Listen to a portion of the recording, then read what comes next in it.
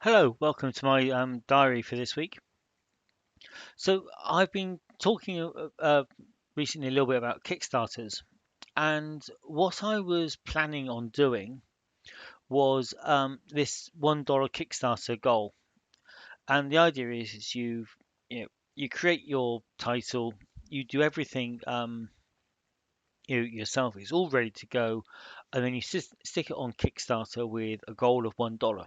And the idea is the very first pledge guarantees you that you're funded, and literally, $1 is 100%, $2 is 200%, and that's what you know, some people have been doing, and I really like the idea. I liked the idea because I don't have much of a history with Kickstarter, so it would be worth my while to do several small of these $1 Kickstarters, and then if anyone looks at my profile, they'll see kind of say five created, five successfully funded, um, and so it can build a bit of a track record.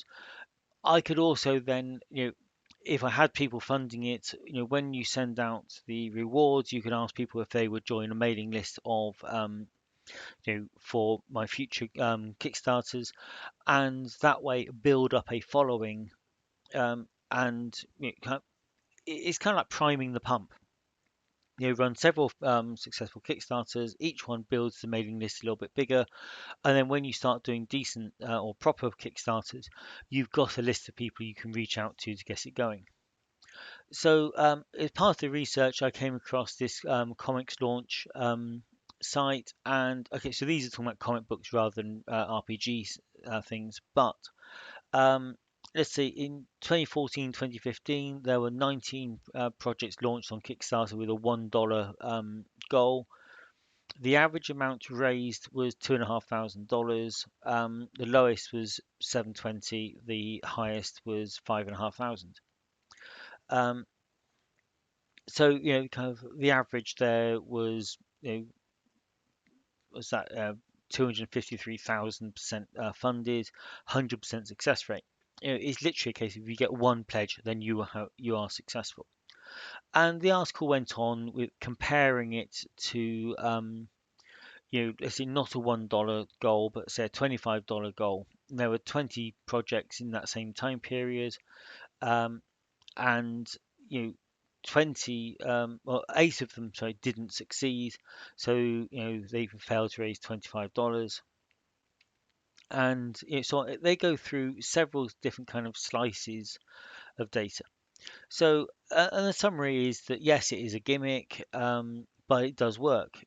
On average you're earning 2k off a $1 goal, um, and that you're far better off having a $1 goal than say a $10 goal, 15, 25 you know dollar goal, as long as you were only ever expecting to raise this kind of small 2 grand kind of level. Um, so yeah, that's what I wanted to do. Now, what I've been doing is this is the uh, page for the upcoming Kickstarter, the first one.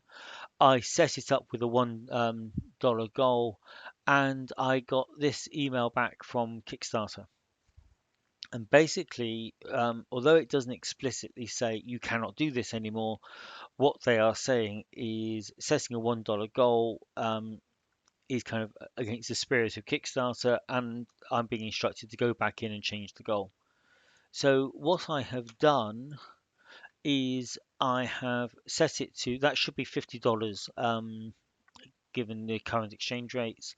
So it's a $50 goal, and I have put in a section in here, funding goal. So the goal for this project is only $50, as I recognise that Bare Bones Fantasy, it's a niche game. There's not that many people, and the project's already finished, and I've only really spent out on print proofs. Um, so I've justified the low tier.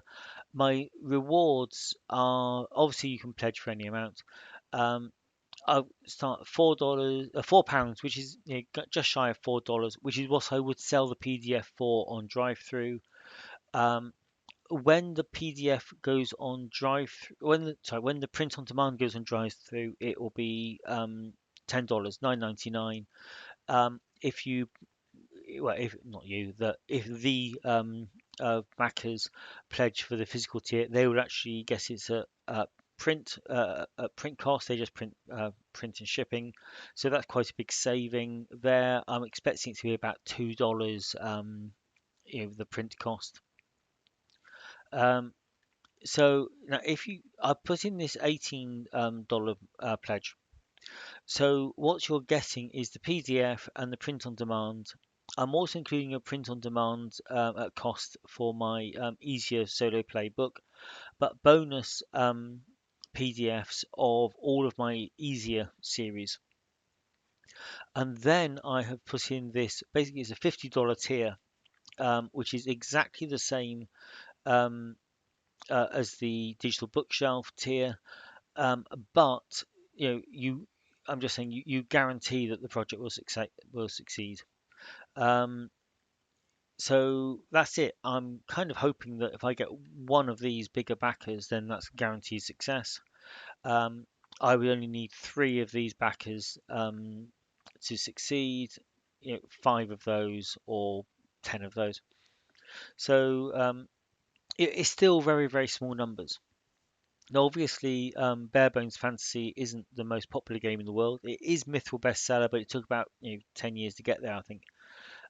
So there is an audience for it, and I'm hoping there's also an audience of people that um, would say maybe like the idea of a D100 light system for soloing. Haven't bought it, but this might they might go right. £4 here, and you pick up the rules in the next sale. So that's all possible. So that's it. So that's kind of all set up. I am now just waiting for. I've replied to that email I showed you here. So there was a respond link. I've done that. I've explained. I've done everything they've asked and justified it. So I'm hoping tomorrow or the next day they will approve of the project and then it can go into pre-launch. Um, as I said in the before, this whole thing is it is all ready. It's ready to go. I can literally go from pre-launch through to go live, and then as soon as we go live, as soon as Kickstarter release the funds, I can send out rewards. So it'll be another nice, quick turnaround project. So yeah, that is where I'm going at the moment. If what I've done here doesn't get approval and I have to set a different goal, I'll uh, I'll just see where how close to that ideal I can get, and still actually fund these small niche game projects and uh, still build the my Kickstarter following that way and do the multiple projects like this. Okay, thank you for watching. Yeah, that's it.